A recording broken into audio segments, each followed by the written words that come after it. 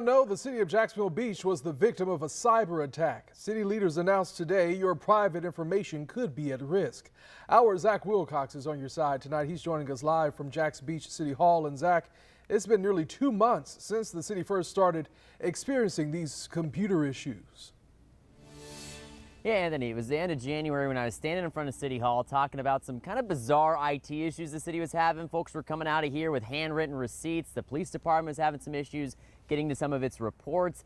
The emails were offline within the city, all the way down to the automatic ball dispenser at the driving range going offline. And now we know after an investigation it was a cyber attack, and it wasn't just city functions that were the victim of this, but also some personal sensitive information. Looking at this, it really tracks very closely with a lot of the other attacks we've been seeing in the industry, in government, in the private sector. It's been pretty rough lately. Scarlet Group's cybersecurity expert Tyler Chansey says the rate of cyber attacks peaked during the pandemic before taking a dip for a few years, but now they seem to be picking right back up again. Jacksonville Beach city leaders announced an investigation into January's cyber attack found out it was a criminal organization that may have taken information from the network. The attack puts city employees and customers of Beach's Energy Services data at risk. Things like social security numbers, driver's license numbers, or bank account information. Panic is not something you should be feeling for these. It's so commonplace, unfortunately, that you were very likely already a victim of this before anything occurred, in this case with Jax Beach. Jacksonville Beach leaders believe they've identified a criminal organization responsible for the attack.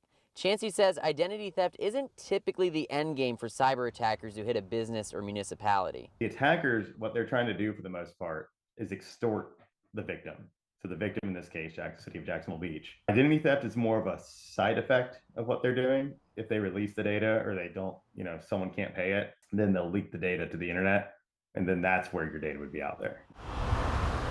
The city of Jacksonville Beach is encouraging anyone who is concerned about their data to check their statements and consider credit reports and fraud alerts.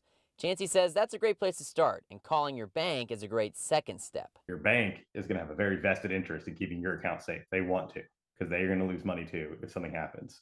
So talk to them. They might suggest new cards. They might suggest additional account security measures or verification measures, but it's worth it. I asked the city spokesperson what took so long letting folks know that their information could be at risk, and he said these types of cybersecurity investigations, frankly, they take a while figuring out what exactly the problem is, what files are missing, what information is in those files, who it belongs to. So the city is going to be sending out letters in the mail if you're somebody who has been affected by this attack.